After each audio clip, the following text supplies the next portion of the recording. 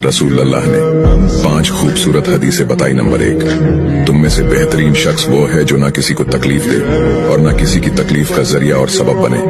Number 2, जो शख्स दिन में 10 मरतबा सूरतुल इखलास पढ़ेगा, यानी कुल हु अल्लाहु अहद, ये पूरी सूरत पढ़ेगा, अल्लाह ताला जन्नत में उसके लिए महल बना देंगे।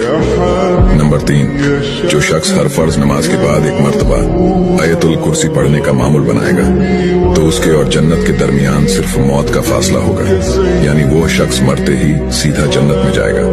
नंबर 5, जो शख्स घर से निकलते वक्त ये दुआ पढ़ेगा, बिस्मिल्लाहि तवक्कलतु अला अल्लाह ला हौला वला कुव्वता इल्ला बिल्लाह, तो अल्लाह ताला शैतान के शर से उसकी हिफाजत फरमा देता है और जिस काम को वो निकला अल्लाह ताला उसमें आसानी पैदा फरमा देता है। नंबर 5, रसूल अल्लाह ने फरमाया, वो शख्स हरा भरा रहे, हंसता खेलता रहे। जो शख्स मेरी हदीस सुने उसको महफूज रखे और उसको दूसरों तक पहुंचाए।